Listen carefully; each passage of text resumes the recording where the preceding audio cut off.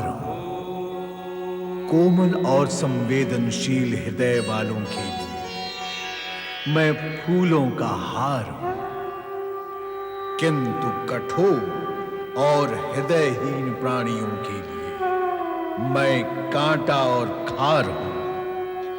मैं ओंकार हूं।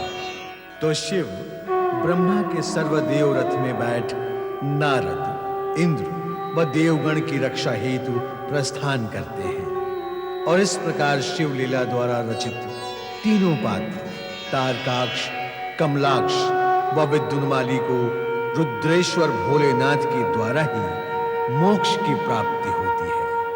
उधर बालक उपमन्यु निर्धनता के कारण अपना घर छोड़कर मां के साथ मामा के घर आ जाता है, पर यहां उसकी मामी तारा दोनों का जीवन दूभर कर देती है।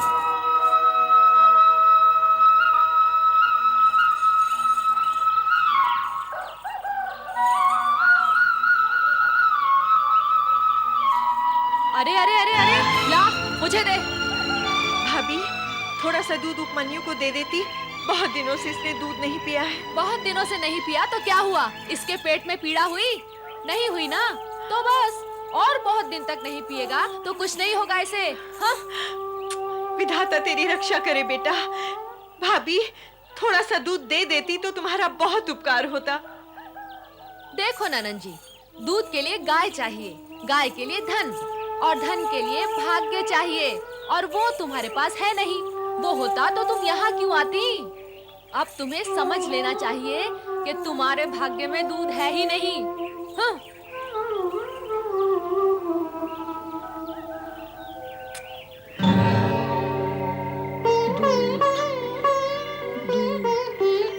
मुझे दूध चाहिए। दूध, दूध, मुझे दूध दो माँ। दूध, दूध, दूध, दूध, दूध, मुझे दूध चाहिए। दूध, दूध, मैं लाती हूँ। दूध, दूध, दूध, दूध, दूध, दूध, दूध, दूध, दूध, दूध, दूध, दूध, दूध, दूध, दूध, दूध,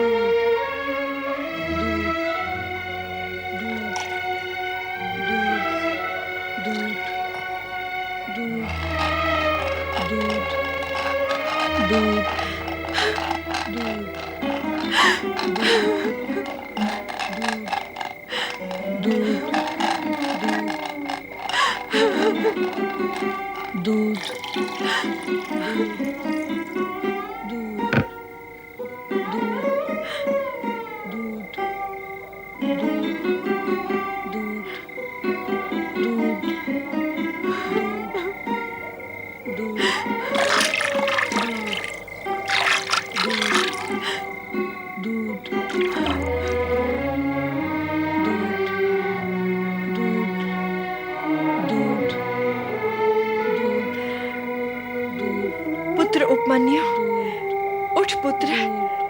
देख, मैं तेरे लिए क्या लाई हूँ। उठ, दूध पी ले पुत्र। दूध? हाँ।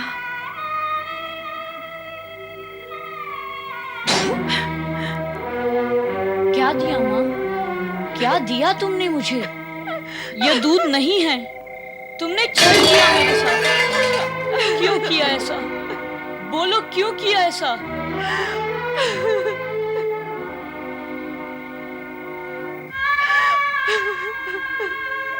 रो क्यों रही हो माँ? अरे पुत्र, तेरे और अपने भाग्य को रो रही हूँ पुत्र। मेरे भाग्य में तुझे पिलाने के लिए दूध तक नहीं है। मैं क्या करूं? पुत्र उपमन्यु,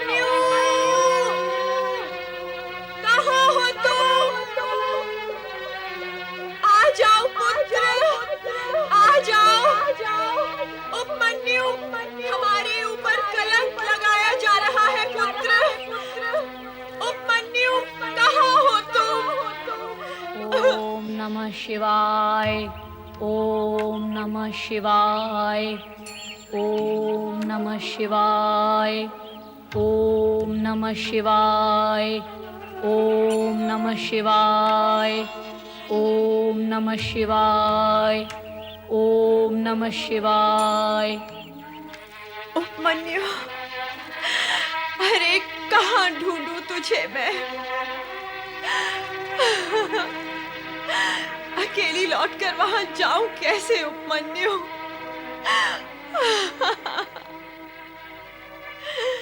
अरे वहां ना जाऊं तो फिर कहाँ जाऊं? उपमन्यु! ओम नमः शिवाय। ओम नमः शिवाय। ओम नमः शिवाय। ओम नमः शिवाय। ओम नमः शिवाय। ओम नमः शिवाय। ओम नमः शिवाय। ओम नमः शिवाय। ओम नमः शिवाय। ओम नमः शिवाय। ओम नमः शिवाय। ओम नमः शिवाय। ओम नमः शिवाय। ये तो किसी बालक की पुकार है स्वामी। हाँ, बालक ही है।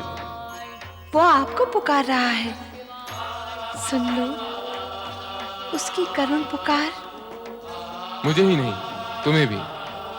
हमारे साथ साथ मातृत्व के लिए वो तुम्हें भी पुकार रहा है। मुझे? मुझे क्यों? वो तो ओम नमः शिवाय कहकर आपको नमन कर रहा है। शिव में शिवा भी तो समाई हुई है।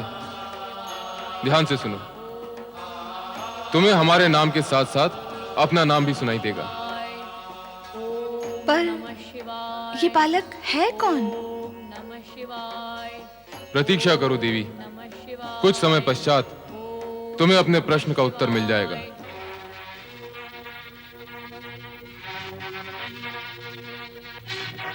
क्यों री? तू तो अपने पुत्र को लेने गई थी, फिर अकेली क्यों चली आई? हाँ? तेरा चोर बेटा अब वापस आएगा? हाँ? गाय के थन में मुंह लगा के कहीं पे दूध पी रहा होगा। नहीं। वो गया तो जा, अब तू भी चली जा। चल, निकल जा यहाँ से। अरे तारा, निकल कर कहाँ जाएगी मेरी बहन? कहीं भी जाए, हमें उससे क्या? एक तो इसका पुत्र उपमन्यु कहीं चला गया, वो उसी दुख में दुखी है। दूसरा तुम उसे निकालोगी तो स्थिति क्या होगी इसकी? तुम्हें इसकी और इसके पुत्र की बड़ी चिंता है, मेरी काली गाय की नहीं। उसका कोई दुख नहीं। तारा, गाय तो मूल्य देकर भी मिल जाएगी, पर क्या पुत्र मूल्य देकर भी मिलते हैं? मेरी बहन कहीं नहीं जाएगी, वो यहीं रहेगी। भूले भटके से जिस दिन भी इसका पुत्र मिल जाएगा, उस दिन से ये यहाँ नहीं रहेगी, समझे? हाँ? तारा! भैया, उपमन्यु। ओम नमः शिवाय। ओम नमः शिवाय। ओम नमः शिवाय। ओम नमः शिवाय। ओम नमः शिवाय। ओम नमः शिवाय। ओम नमः शिवाय। ओम नमः शिवाय। ओम नमः शिवाय। ओम नमः शिवाय। ऋषि व्याघ्रपाद का पुत्र उपमन्यु नमः शिवाय। शिव आराधना में निमग्न है। ओम नमः शिवाय। ओम इसकी भाव भंगिमा नमः शिवाय। और मुद्रा को देखकर ऐसा लगता है ओम नमः जैसे शिव भक्तों में अपना नाम अवश्य अमर करेगा। नमः शिवाय। नारायण नारायण। ओम नमः शिवाय। परंतु ये नाम अपना अमर तब करेगा ओम नमः जब इसकी ये पुकार भगवान भोलेनाथ तक पहुंचेगी। प्रश्न ये उठता है कि अब तक इसकी पुकार भोलेनाथ तक क्यों नहीं पहुंची? नमः शिवाय। यहाँ प्रश्न उठाने से क्या लाभ होगा नारद? प्रश्न तो वही उठना चाहिए जहाँ भगवान भोलेनाथ विराजमान हो। नमः शिवाय। नारायण नारायण। नमः शिवाय। ओम नमः शिवाय। ओम नमः शिवाय। ओम नमः शिवाय, ओम नमः शिवाय, ओम नमः शिवाय, ओम नमः शिवाय, ओम नमः शिवाय, ओम नमः शिवाय, ओम नमः शिवाय। नाथ, आप कहाँ अदृश्य हो गए? नारायण नारायण नारायण। अरे भगवान भोलेश्वर कहाँ चले गए? माता पार्वती, मेरा प्रणाम स्वीकार करते हुए आप मुझे ये बताएं कि आपने भगवान भोलेनाथ को कहाँ भेज दिया? नारद, वे मेरे भेजे हुए कहीं जाते हैं क्या? जब उनका भक्त उनका नाम भजता है तो वो भागते हैं, फिर वे किसी की नहीं सुनते। नारायण नारायण, समझ गया माता, मैं समझ गया। भगवान भोलेनाथ अपने भक्त बालक उपमन्यु से प्रभावित होकर उसके पास गए होंगे। ऐसा ही हुआ होगा देव ऋषि। ओम नमः शिवाय की ध्वनि से कैलाश कंपायमान हुआ था।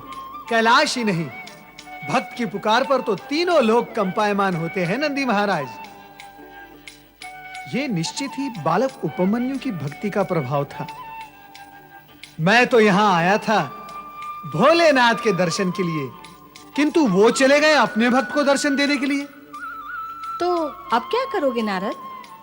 वहीं जाऊंगा जहां भगवान गए हैं और उनके शेष दर्शन करूंगा। शेष दर्शन अर्थात ये माता, आपके दर्शन से भगवान भोलेनाथ के आधे दर्शन तो हो जाते हैं, जो कि हो गए हैं, और अब मैं वहां जा रहा हूं जहां भोलेनाथ गए हैं, और अब वहीं जाकर उनके शेष आधे दर्शन कर लूंगा। नारद, ऐसा भी तो होता होगा कि केवल भोलेनाथ के दर्शन कर लेने से मेरे भी आधे दर्शन हो जाते होंगे। नहीं माता नहीं, ऐसा सर्वथा नहीं होता। माता, ये सत्य केवल एक मार्गी यात्रा करता है। एक मार्गी यात्रा कैसी होती है नारद? माता, आपके दर्शन से भोलेश्वर के दर्शन तो हो जाते हैं, परंतु उनके दर्शन से आपके दर्शन कदापि नहीं होते। पर क्यों? वो इसलिए माता कि आप शक्ति हैं और वो शिव। मूल प्रेरणा स्रोत तो आप है, नारी ही तो मूल प्रेरणा होती है। नारद, तुम तो बाल ब्रह्मचारी हो, तुम्हें ये नारी ज्ञान कब और कहां हो गया? यदि कोई विचार है विवाह का तो कन्या देखी जाए तुम्हारे लिए। शिव शिव शिव शिव शिव शिव, नारायण नारायण।